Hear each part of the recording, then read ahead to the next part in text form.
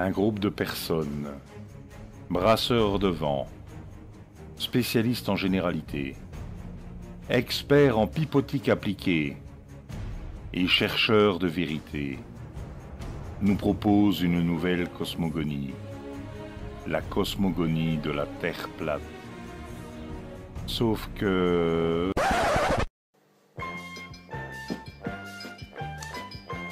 Alors, qu'est-ce que tu veux? T'attends quoi là? T'attends que je te parle de la gravitation?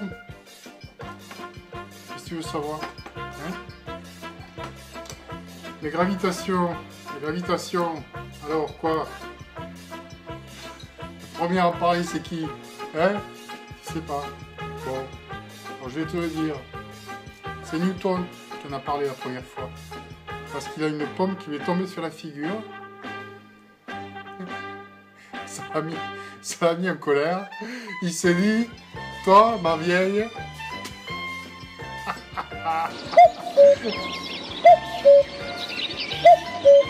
Et c'est loin d'être la dernière fois que le professeur Grand Pipeau se moque du public.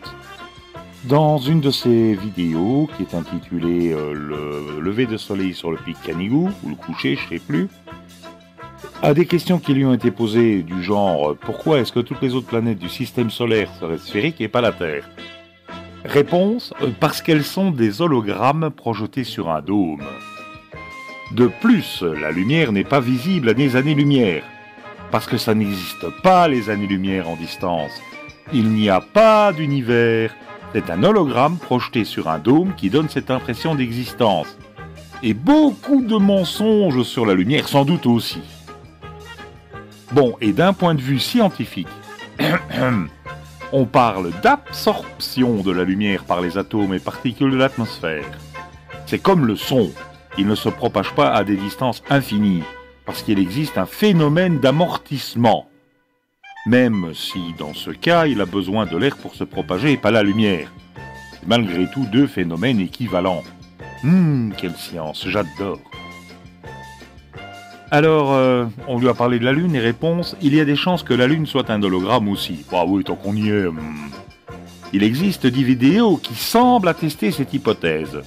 Cherchez vague lunaire ou un truc du genre. Sinon, on est comme toi. On n'a pas la réponse, hein, pas du tout, donc on cherche aussi. Mais, ici c'est la dissidence. Alors tu fais comme nous tous, avec tes petits doigts agiles, tu fais tes propres recherches. Bah oui, ça risque pas d'arriver, puisque il n'y a pas de réponse à cette question-là si la Lune est un hologramme. Pour ceux qui préfèrent la facilité et n'avoir juste qu'à poser des questions pour avoir les réponses, restez donc sur le modèle sphérique de la Terre, via la matrice. Il est là pour vous. Je dois dire que c'est assez typique, ce genre de réponse. Un youtubeur que nous appellerons Fabien du Carré Jaune nous pond ceci, fallait oser. Le mieux avant d'aborder la Terre plate, ou l'idéal pour bien savoir de quoi on parle, quand il est question, comme dans cette vidéo de Troll A, de NASA et de Lune, du fait qu'on aurait marché sur la Lune et de la prétendue conquête de l'espace, et de visionner les vidéos de Rocksocker. Les 4 évangiles. La vérité cachée de la conquête spatiale. Attention, chaîne Top Secret Magazine Eden Edition. Bah oui, Top Secret. Les satellites n'existent pas. Oui, bon. Oui. Celle sur la matrice n'est pas mal non plus. La conspiration de la matrice. La boîte de Pandore. Ainsi que... le mensonge de la préhistoire. Waouh! On dirait presque le fonctionnement d'une secte. Pour critiquer la secte, lisez d'abord les évangiles de la secte. Tourne un peu en rond là. Bon, mais revenons-en à professeur Grand Pipeau. Puisque le Big Bang c'est une explosion, donc il n'y a pas besoin d'être grand clair pour faire l'analogie avec les explosions que l'on connaît, que l'on voit. D'ailleurs, c'est cette analogie-là que font les astrophysiciens. Pour nous vendre ce Big Bang, il nous fallait quelque chose qui percute. Qu'est-ce qui percute plus qu'une explosion? C'est là aussi où on voit qu'on n'a quand même pas affaire, si tout ça est inventé, ce que je crois aussi, on n'a quand même pas affaire à des cerveaux qui ont des capacités gigantesques et des capacités